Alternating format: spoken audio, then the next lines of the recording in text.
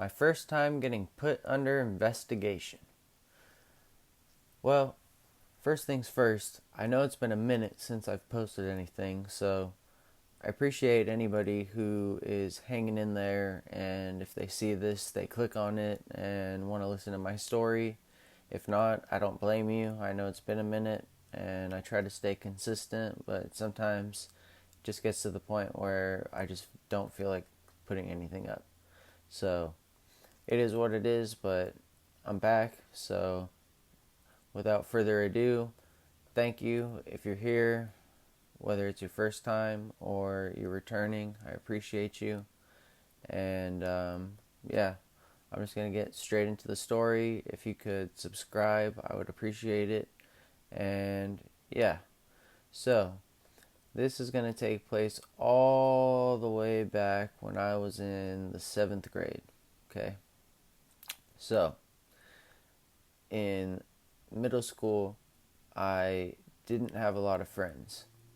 And during like 6th grade, I didn't know anybody. 7th grade, I started to like make some friends, whatever. And they weren't exactly the best group of people to surround myself with, I guess you could say.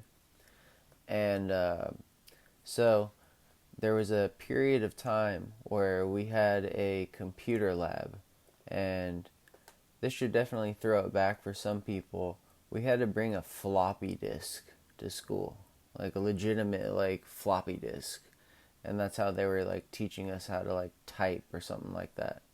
So basically, we just fucked around the whole time on the computers. Like we would play like the little games where like you're like a guy on a bike and you're trying to like make it to the next ledge or whatever, and we would just fuck around doing that.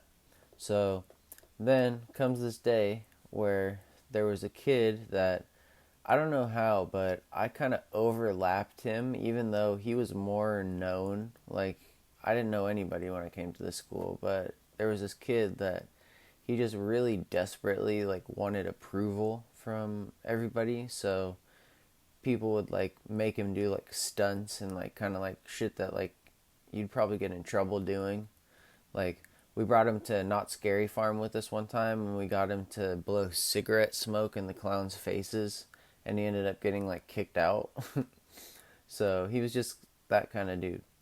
So we're like in the computer lab, and all of a sudden he pulls out this piece of paper, and he has this piece of paper, and it has like shading on it, and I can see that he took a piece of paper and a pencil and he put it over like a credit or a debit card, because I don't know how they are now, but at least back in the day they would like stick out.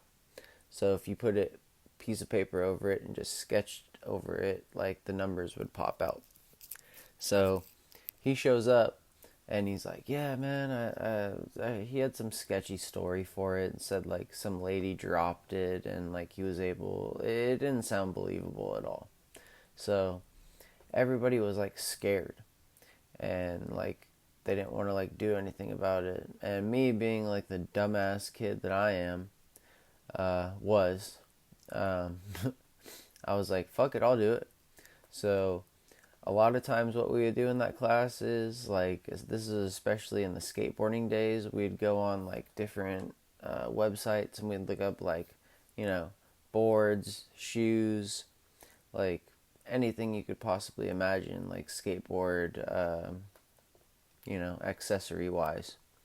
So I decided upon getting myself a pair of shoes and a skateboard, just a deck. So I ordered it and it actually didn't go through the first time.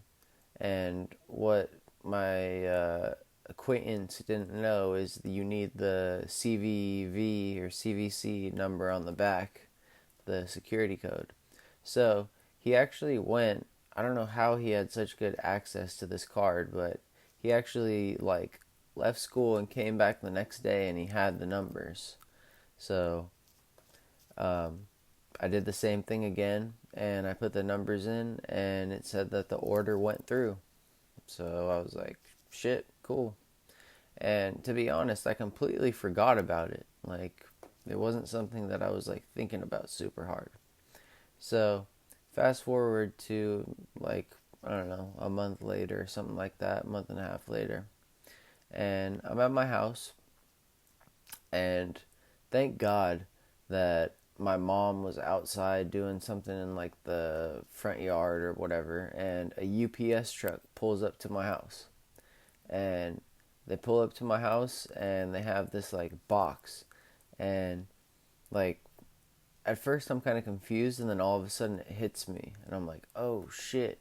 So like they start walking up to my house, and my mom's kind of looking at me funny and whatever, and I just denied it because I might have been stupid, but I wasn't stupid enough to put my actual name. I did put my address, but I didn't put my actual name on it. Can't remember what I did, like Smitty Werben Van Jensen, whatever, something. And like, so it came, and I was like, no, I didn't order anything. Like, I don't know why that's coming here. And like, if they had known what was inside, I think that probably would have changed something, or at least the way they thought about it. So I denied the package, and They put it back on the UPS truck, and they drove away. So that was, I don't know, on like a Thursday, Friday, or something like that. And like, take it to Monday, and I'm in class, and all of a sudden I hear over the loudspeaker, Patrick Stork, can you please report to the principal's office? And like, that was a pretty like normal thing, like at that time. But I just like, I was like, shit. So they call me up, and they had already hated me, the staff and like everybody, because like I was constantly showing up to school late. I would show up to school at like 10 o'clock, and then I would leave at like 1 o'clock. Like, they really didn't like me. So they like pull me in, and I come into the room, and I see this guy, and he's wearing like a lanyard, and he has like his shirt tucked in, and like he's wearing slacks and like sunglasses and stuff. And I like, the principal's right there, and they're like, hey, this is agent blah blah blah. And I was like, okay. And they explained to me like, yeah, we got this hit that on one of the computers at this school, that somebody placed an order off a fraudulent credit card, and it had your address. And I was like, yeah, I know, like, one of those, a package came to my house, but like I didn't order it or anything. And they had actually taken the name that I used, and they used it as like a radius or whatever, like I don't know how many miles, but they like tried to like put in like maybe like a 10 or 50-mile radius to like search that name to see if they went to any of the schools, high schools, middle schools, whatever. And obviously they couldn't find it because it was a fake name. So they were just kind of like grilling me, like asking me like, why would it come to your house, like blah blah blah blah. And I just was like, I don't know. I really don't know what to tell you. And I just denied it. And, eventually, like, they didn't have any more questions to ask. And luckily, that was something that I was able to walk away from, surprisingly. Like, they could have just asked a couple more questions, and, like, they probably could have figured it out, honestly. But they didn't, so I lived to see another day.